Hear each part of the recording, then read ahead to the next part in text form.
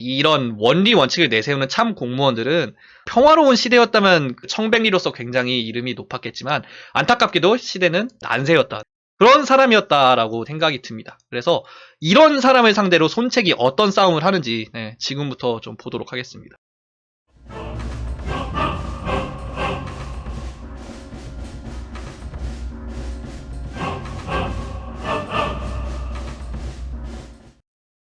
자, 그래서 시간은 195년 중순, 손책이 자신의 부님이죠. 오경과 손분을 돕겠다라고 말을 하면서 원술이 있던 수춘에서 병사 1000명과 말 수십 피를 받아서 유효의 영역으로 내려오는 데서 시작을 하게 됩니다.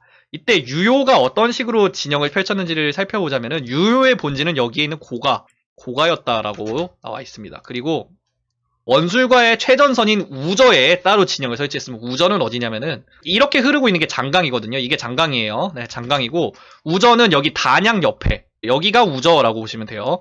여기가 우저고 우저 앞에 횡강진 당리구에 자신의 부하인 번능과 우미를 배치했으며, 횡강진과 당리구는 장강 바로 건너편 여기에 있는 진영들이라고 보시면 됩니다. 여기가 횡강진 당리구, 다음에 차균과 선례를 말릉에 배치했다. 말릉은 이 건업이 후일 오나라의 수도가 되잖아요. 이 건업이라고 보시면 돼요. 여기에 척임과 선례가 이렇게 배치가 되어 있었다라고 기록이 되어 있습니다. 손책 입장에서는 수춘에서 내려가면 가장 먼저 마주쳐야 될 게 횡강진 당리구 여기겠죠. 그래서 여기 앞이 역양이라고 되어 있습니다. 이때 손책은 원술에게 받은 1000명의 군사들을 이끌고 역양으로 향하면서 군사를 모집하였다. 근데 그 군사 수가 5000, 6000에 달할 정도의 병사들이 모였고, 또 주유가 군사들을 이끌고 나와 그를 영접하여 물자와 권량을 지원해 주었다라고 되어 있습니다. 저번에도 말씀을 드렸지만 손책이 믿는 구석이 주유라고 제가 말씀을 드렸잖아요. 주유는 2대 3공을 지냈던 당대 유력한 집안의 귀공자였고 집안에 되게 재산이 많았던 사람이에요. 그래서 이 사람이 물자와 군량을 지원해줬다. 그러니까 5000명이 먹을 만한 물자와 군량을 지원해주는 스폰서 역할을 해줬던 거예요. 그리고 주유의 역할이 끝이 아니라 손책의 개인적인 카리스마도 굉장히 영향을 미쳤다라는 기록을 볼 수가 있는데, 손책은 사람 됨은 용모 얼굴이 빼어나고 남들을 웃게 하는 말을 좋아했다. 농담을 좋아했다는 얘기겠죠. 성품이 활달하면서도 남의 의견을 잘 들어주고 사람을 기용하는 데 뛰어나 사민들 중 그를 만나는 자는 진심을 다하지 않는 자는 없었고 그를 위해 기꺼이 죽는 자들도 있었다라고 기록이 되어 있습니다. 어디서 많이 봤던 기록 아닌가요? 네. 저번에 유비 이야기할 때 이런 기록, 비슷한 기록이 나오니까요. 그러니까 이 사람이 젊은 협객들의 리더, 보스로서의 풍물을 가지고 있었다. 이런 거를 볼 수가 있습니다. 또한 이 손책이 강남정벌 앞뒤로 기용했던 부하들의 목록을 쭉 뽑아볼게요. 진무, 장흠, 주태, 동습, 뭐 이런 사람들이 손책의 부하로서 임용된 사람들인데, 이 사람들의 기록을 보면은 진무는 칠척칠촌의 거한이었고, 뭐 주태는 풍채가 당당하고 키가 큰 거구였으며, 동습은 뭐 팔척장신의 무력이 뛰어난 장사였다. 이런 식으로 기록이 돼 있고, 주태 같은 경우에는 나중에 후배 무장 주연, 서성 이런 사람들이 좀 호족 출신의 사람들인데, 이 사람들이 주태가 출신이 천하다 하여 괄시했다. 뭐 이런 기록도 있는 걸로 봐서는 출신 같은 경우에도 따지지 않았던 거를 볼 수가 있어요. 그러니까 손책이 뽑아 올렸던 부하들의 공통점이 다 덩치 크고 한싸움하고 이런 애들이었다는 건데, 그러니까 후한의 뭐 시스템, 원리 원칙 이런 거를 따지지 않고 풍채가 당당하고 무력이 뛰어난 애들 위주로 뽑아가지고 강남으로 내려갔다, 이런 거를 볼 수가 있어요. 그러니까 이게 무슨 뜻이겠어요? 원리 원칙보다는 한인과 이민족의 경계가 희미한 난세 안에서도 진정한 난세거든요. 이 강남이라는 지방이. 능력 중심 맞아요. 그러니까 이런 데를 다스리는 데는 뭐가 최고냐면은, 봐봐요. 제가 뭐 문명이랑 거리가 먼 이민족이야. 그러면 뭐가 짱이야? 덩치 크고 싸움 잘하는 애들이 짱이야. 그러니까 이 지역에 맞춰서 인재를 임용할 줄 아는, 그러니까 필요에 따라서 능력을 볼 줄 아는 용인수를 보여줬다라는 거를 이 손책이 강남 정벌을 하면서 뽑았던 부하들의 면모를 보면서 알 수가 있는 거예요. 그러니까 이랬던 거를 보면은 손책이라는 친구가 그냥 잘생긴 친구의 뭐 무력이랑 전투력 뛰어난 전투형 군주 뭐 이런 수준의 인물이었다고 보기가 되게 힘들 것 같아요. 저번에도 말씀했지만 난세의 시류를 읽을 줄 알고 그에 따라 대처할 줄 아는 해안을 굉장히 잘 가지고 있었던 인물인 거예요. 그러니까 이 사람이야말로 어떻게 보면 창업군주에 걸맞는 인걸이었다라는 걸 알 수가 있는 거예요.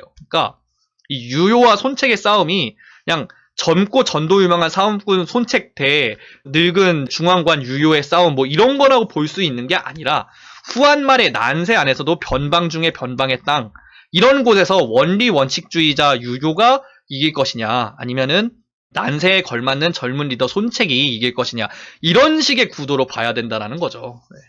이렇게 되면은 구도가 어떻게 되겠어요? 당연히 이거는 손책이 이길 수밖에 없다라는 거를 시작부터 좀 알 수가 있어요. 그래서 이 뒤에 기록을 보면은 주유와 합류한 손책은 곧바로 횡강진 당리구를 공격하여 번능과 우미를 깨뜨렸다. 그리고 양자강을 건너 싸우는 곳마다 그를 당해내는 자가 없었고 백성들은 처음에는 손랑이 왔다. 손랑이라면 이제 미스터 손 뭐 이런 거로 생각하시면 돼요. 손랑이 왔다라는 소식에 성곽을 버리고 깊은 산으로 도망치기에 바빴다. 백성들이 처음에 손책의 군대를 믿지 못했던 이유 그게 뭘까요? 뭐 사실 이제 간단하죠. 예전 편들을 보셨던 분들은 기억이 나실 거예요. 손견의 악명, 원술의 악명. 손견은 뭐 저번에도 말씀드렸지만 뭐 태수를 죽이고 자사를 죽이고 그랬던 사람이고 원술은 더 이상의 자세한 설명을 안 드려도 되겠죠. 네. 이 사람들의 악명이 얼마나 높았는지를 보여주는 거예요. 야 손견의 아들이 왔다 원술의 부활해 이러면 이제 백성들이 그걸 듣고 우리 다 죽을 거야 이러면서 도망가는 거예요. 그러나 손책이 군령을 엄히 세워 노략질을 철저히 금하자 곧 백성들의 민심이 손책에게로 옮겨졌다라는 기록이 나와 있습니다. 손책 자신이 엄청난 카리스마를 가지고 있고 자신의 전투력 그리고 엄정한 군유를 내세워서 백성들을 보살피는 것까지 이런 식으로 퍼포먼스를 보여주면서 단기간 만에 백성들의 공포를 자신에 대한 지지로 바꾸는 거에 성공하는 장면입니다. 엄청난 장면이라고 보시면 돼요. 저는 이 부분이 손책이 싸워서 이겼다만큼 중요하다고 생각해요.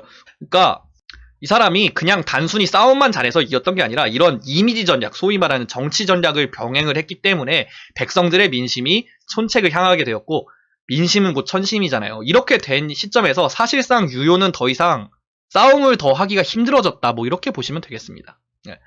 다만 그 뒤에 기록들을 보면은 굉장히 치열하게 싸웠던 기록들이 나오는데 자 그래서 이제 지도를 더 진행을 시켜야겠네요. 자 그래서 횡강진과 우저를 깨트리고 말릉을 향해서 손책이 나아갑니다. 근데 이 말릉에서는 굉장히 좀 치열하게 싸웠던 기록이 나오는데 이게 후일 타마씨가 세운 진나라의 우부라는 사람이 지은 강표전에 나오는 기록인데요. 이때 말릉성에서 설례는 말릉성 안에, 차경은 말릉성 밖으로 병을 배치해서 손책군을 맞아 싸웠다라고 되어 있습니다. 이게 기각지세라고 부르는데 뭐냐면은 병력을 성 안이랑 성 밖으로 배치를 해가지고 어느 한쪽에 찌면 나머지 한쪽이 이렇게 뒤돌아가고 쳐가지고 일제 공격을 하고 이런 식으로 서로 내응하는 그러니까 성을 방어함에 있어서 되게 기본적인 정석 전략이라고 보시면 됩니다. 네. 그런 식으로 돼 있는데 이 기각지세를 깨트리는 정석이 있거든요. 그건 뭐냐면 각계격파예요. 다른 쪽이 지원을 해서 포위를 하기 전에 하나를 깨트려 버리면 이 기각지세를 깨트릴 수 있는데 손책은 당연히 각계격파로 골자를 잡아서 성 밖에 차경을 먼저 공격해 들어갑니다. 그래서 차경과의 전투에서 손책이 가볍게 승리를 거두고 500여 개의 목을 베는 성과를 거뒀다. 이런 식으로 나와 있습니다. 1차전은 이렇게 쉽게 이겼어요. 근데 유효군도 만만하게 당하진 않았고 차경이 성에 들어가서 방어를 하는 사이에 오히려 설례가 성 밖으로 나와서 번능과 우미 그 횡강진 당리구에 있던 친구들 걔네들의 패전과 합류해서 우저를 백도어하는 데 성공합니다. 네. 손책이 이를 듣고 돌아가 번능 등을 공격하여 여기에서 10,000명을 사로잡는 대승을 거두었다. 백도어를 막으면서 결정적인 타격을 입혔던 거예요. 그렇게 되고 다시 내려와서 차경을 공격했는데 이때는 화살을 다리에 맞아가지고 부상을 입게 되었대요.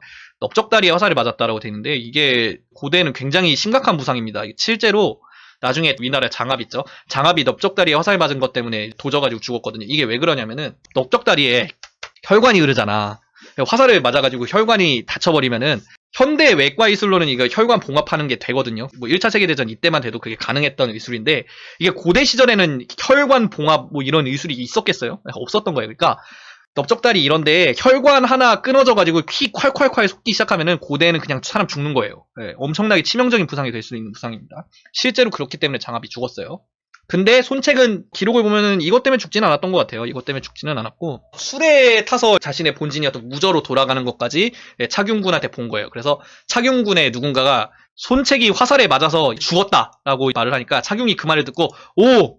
개꿀 이제 역전 각이다 이러면서 부하를 내보내서 손책에 가기로 했는데 사실 이 사람이 손책이 보냈던 간첩이었다 이렇게 기록이 돼 있어서 차경이 보낸 군사들이 이렇게 보니까 손책이 이제 복병을 준비했다 나와가지고 하하 너희들 손책이 죽었다고 들었느냐 이렇게 말을 하면서 사기를 꺾어버리고 한 번에 다 쳐가지고 무찌렸다 이런 식으로 기록이 나와 있습니다. 이랬던 걸 보면은 유효군과 손책군의 싸움이 굉장히 좀 치열하게 이루어지긴 했지만 결과적으로 손책이 자신의 그 번뜩이는 지략까지 포함을 해가지고 그러니까 위기를 기회로 만드는 그런 이런 거 어디서 많이 봤죠. 조조가 많이 써먹었던 그런 겁니다. 그래가지고 차경의 군대를 깨트리고 차경은 성에 처박혀서 도랑을 깊게 파고 보루를 높이면서 수비태세에 들어갔다라고 되어 있습니다. 이때 이 뒤로 손책은 이 견고하게 방어하고 있는 차궁의 군대를 그냥 놔두고 차궁이 군대가 너무 깨졌기 때문에 수비 이상은 할 수 없을 거라고 판단을 내렸던 거겠죠. 그 뒤에 해릉에 있는 유효의 세력을 꺾어 놓으면서 호숙, 강승 등을 함락시켰다라고 되어 있습니다. 이게 지도에서 좀 이 지형들을 좀 찍어야겠네요. 우선 해릉은 어디냐면 해릉은 여기에요. 여기가 뭐냐면은 그러니까 장강 건너편 서주랑 맞닿아 있는 곳이에요. 그러니까 유효의 부하들이 제가 말했지만 설례, 차균 이런 사람들이 서주 사람들이었다고 말씀을 드렸잖아요. 그러니까 유효의 지지기반 중에 서주가 있었는데 해릉을 접수했다라는 거는 유효의 지지기반 중 하나인 서주와의 연락을 차단했다 이런 거를 볼 수가 있고요. 그 다음에 호숙, 강승 이거는 건업과 고가 사이에 뭐 여기 뭐 이런 데라고 보시면 됩니다. 그러니까 고가 위에 서주로 통하는 길목도 차단하면서 고가를 점점 포위에 들어가는 것을 볼 수가 있습니다. 그리고 이때쯤 해서 그 연희에도 나오는 유명한 장면 태사자와 손책의 일기토가 여기서도 일어나요. 이거 역사적 사실입니다. 태사자전에 나와 있는 기록인데 이때 태사자는 앞에서도 말씀드렸지만 유효가 이 사람을 중용하지 않아서 정찰 임무 정도만 맡겼는데 이때 기병 한 명을 거느리고 순찰하던 도중에 기병 13명을 데리고 있던 손책과 만나게 되었다. 이들을 보고 태사자가 즉시 앞으로 나아가서 손책과 정면으로 대척하였는데 손책은 태사자의 말을 찌르고 목덜미를 끌어당기며 태사자가 들고 있던 수국을 빼앗았다. 태사자는 이때 손책의 투구를 빼앗았고 이후 양쪽의 군사들이 몰려오자 서로 흩어지게 되었다라고 기록이 나와 있습니다. 네. 저번에도 말씀을 드렸던데 일기토 기록이 거의 없는데 이각과 곽사가 일기토 벌였던 기록 저번에 기억나시죠? 이거 뒤로 이제 삼국지 2호 일기토예요. 2호 일기토. 네, 그래서 이 두 번째 일기토가 이렇게 벌어지고 서로 이제 무기 뺏고 투구 뺏고 그러니까 거의 목숨을 빼앗기 직전까지 싸웠던 거예요. 네, 대단한 기록이죠. 이런 식의 기록이 나오는데 이 일기토와는 무관하게 유효 입장에서는 군대가 다 깨져가지고 완전히 박살 나 있었던 거예요. 그래서 삼국지 연의에서는 이 시점에서 유효가 마지막으로 신정산에서 이 일기토가 있었던 뒤에 손책과 겨루었다라고 나와 있는데 정사 유효전에는 그런 기록은 없습니다. 그런 기록은 없고 유효가 앞에서 말릉, 우저 이런 데서 자기 부하들이 깨지니까 이때 이미 싸움을 포기하고 도망쳤다라고 나와 있습니다. 그래서 유효와 손책의 싸움은 이런 식으로 결말이 나게 되는 거예요. 유효가 도망을 치게 되면서 이렇게 손책이 유효가 있었던 고가 등을 완전히 점령을 하면서 양주의 자사 유효를 쓰러뜨리고 동호의 실력자로 거듭이 나게 되는 겁니다.